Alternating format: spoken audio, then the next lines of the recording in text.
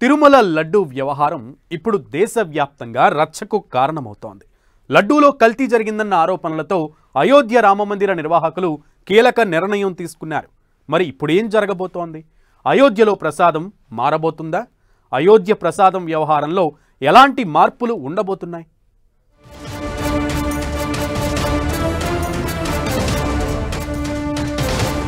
దేశంలోని ఆలయాలపై తిరుపతి లడ్డూ ఎఫెక్ట్. అయోధ్యపై తిరుపతి లడ్డూ ప్రభావం. అయోధ్యలో ప్రసాదం మారబోతుందా?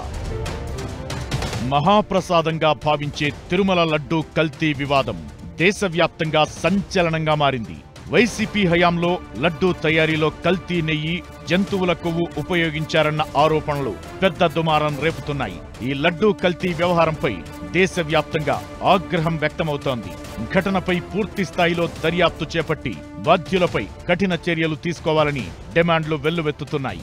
లడ్డూ వ్యవహారంలో అపచారం జరిగిందని ఏపీ డిప్యూటీ సీఎం పవన్ 11 రోజుల పాటు ప్రాయశ్చిత్త దీక్షకు దిగారు. వైసీపీ పాలనలో 300 ఆలయాలను అపవిత్రం చేశారని ఆయన పేల్చిన బాంబ్తో ఇప్పుడు దేశవ్యాప్తంగా దేవాలయాల్లో ప్రకంపనలు కనిపిస్తున్నాయి. తిరుమల లడ్డూ వ్యవహారం వివాదం రేపుతున్న వేళ ఆలయాల్లో పెట్టే ప్రసాదం స్వచ్ఛతపై భక్తుల్లో కొత్త అనుమానాలు వ్యక్తమవుతున్నాయి. ఇలాంటి పరిస్థితుల్లో అయోధ్య ఆలయ అధికారులు సంచలన నిర్ణయం తీసుకున్నారు. బాలరాముడికి బయటి సంస్థలు తయారు చేసిన ప్రసాదాలను నైవేద్యంగా పెట్టడంపై నిషేధం విధించారు. ఆలయ పూజారుల సమక్షంలో తయారు చేసిన ప్రసాదాలనే బాలరాముడికి నైవేద్యంగా పెట్టాలని, భక్తులకు ప్రసాదంగా అందించాలని నిర్ణయించారు. దేశవ్యాప్తంగా విక్రయిస్తున్న నెయ్యి స్వచ్ఛతపై రామమందిరం ఆలయ ప్రధాన పూజారి ఆచార్య సత్యేంద్రదాస్ అనుమానం వ్యక్తం చేశారు. దేవుళ్లకు ప్రసాదం ఆలయ అర్చకుల పర్యవేక్షణలోనే తయారు చేయాలని, అలాంటి ప్రసాదం మాత్రమే సమర్పించాలని అన్నారు. అయితే అయోధ్య రామమందిర నిర్వాహకుల నిర్ణయం వెనుక మరిన్ని అనుమానాలు తెర మీదకొస్తున్నాయి. రామమందిరాన్ని ప్రధాని మోదీ తన చేతుల మీదుగా ప్రారంభించారు. ఈ క్రతువుకి ప్రపంచవ్యాప్తంగా ఉన్న వేలాది మంది వైష్ణవ భక్తులు సహా ఎంతో మంది ప్రముఖులు హాజరయ్యారు. వారందరికీ తిరుమల నుంచి తెప్పించిన లడ్డూ ప్రసాదాన్ని పంచారు. తిరుమల తిరుపతి దేవస్థానం నుంచి దాదాపు 300 కిలోల లడ్డూని ఈ వేడుకకు పంపించగా ఆ మొత్తం ప్రసాదాన్ని భక్తులకు పంచారు. ఇప్పుడు తిరుమల లడ్డూని యానిమల్ ఫ్యాట్ కలిసిన నెయ్యితో తయారు చేశారనే ఆరోపణలు రావడంతో ఆనాటి లడ్డూల పరిస్థితి ఏందన్న ఆందోళనలు వైష్ణవ సంఘాల్లో కనిపిస్తున్నాయి.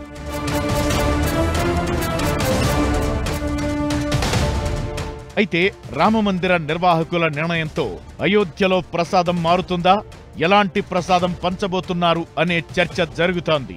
ఇకటు తిరుమల లడ్డూపై రకరకాల ఆరోపణలు రావడంతో ఇది రాజకీయ రచ్చకు దారితీస్తోంది. తిరుమల పర్యటనకు జగన్ సిద్ధం కావడం, ఆ తరువాత పరిణామాలు దేశవ్యాప్తంగా సంచలనం సృష్టించాయి. ఇకటు 300కు పైగా ఆలయాలను అపవిత్రం చేశారంటూ పవన్ వ్యాఖ్యల తరువాత ఇప్పుడు దేశవ్యాప్తంగా ఆలయాల్లోనూ ప్రసాదంపై అనుమానాలు మొదలవగా ముఖ్యంగా యూపీలో ఆలయాల్లో మార్పు మొదలైంది.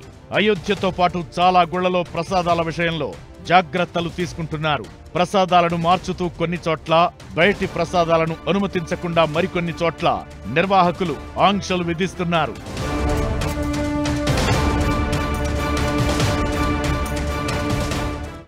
తిరుమల ఆలయంలో అపచారం అంటే ప్రపంచంలోని అన్ని గుళ్లలో తప్పు జరిగినట్లే అని భక్తులు ఫీల్ అవుతున్నారు. దీంతో కొత్త అనుమానాలు మొదలవుతున్నాయి. దీంతో ఆలయ కమిటీలు అలర్ట్ అయ్యాయి. ప్రసాదంలో మార్పులకు శ్రీకారం చుడుతున్నాయి. ఇంతకీ ఏ ఆలయంలో ఎలాంటి మార్పు ఉండబోతోంది? తెలంగాణలో తిరుపతి లడ్డూ ఎఫెక్ట్ ఎలా ఉంది?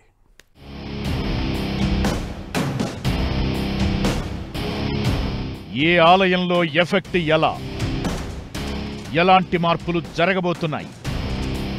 లడ్డూ వివాదంలో నెక్స్ట్ ట్విస్ట్ ఏంటి?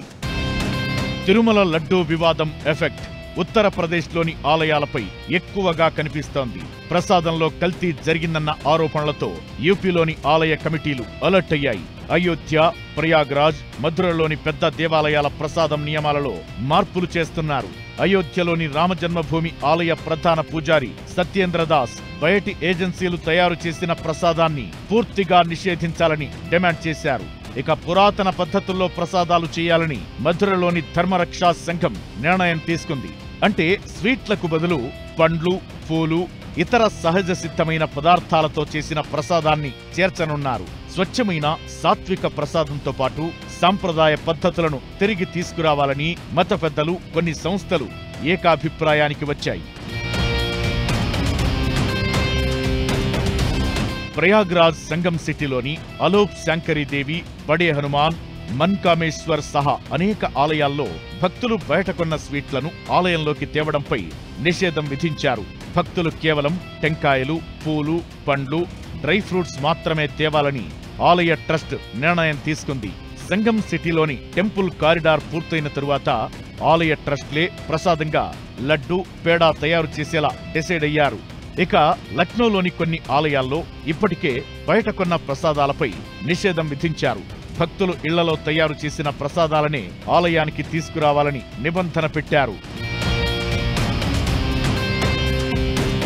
ఇక తెలంగాణలోని అన్ని ఆలయాలలోని ప్రసాదాలను, నాణ్యత ప్రమాణాలను పరిశీలించడానికి ల్యాబ్కు పంపించారు. నాణ్యత ప్రమాణాలను పరిశీలించిన తరువాత ఎక్కడికక్కడ ప్రసాదాల తయారీ విషయంలో నాణ్యతపైన, ఆలయాల పవిత్రతను కాపాడంపైన దృష్టి సారించాలని తెలంగాణ సర్కార్ భావిస్తోంది. ఇలా తిరుమల శ్రీవారి లడ్డూ కల్తీ దేశవ్యాప్తంగా ప్రకంపనలు సృష్టిస్తూనే ఉంది. తిరుమల ఆలయంలో అపచారం జరిగింది అంటే ప్రపంచంలోని ప్రతి దేవాలయంలో తప్పు జరిగినట్లే అని హైందవ సమాజం భావిస్తోంది. దీంతో భక్తుల్లో కొత్త అనుమానాలు వస్తున్నాయి. వీటన్నింటినీ క్లియర్ చేసేందుకు ఆలయ అధికారులు, పూజారులు చర్యలు తీసుకుంటున్నారు.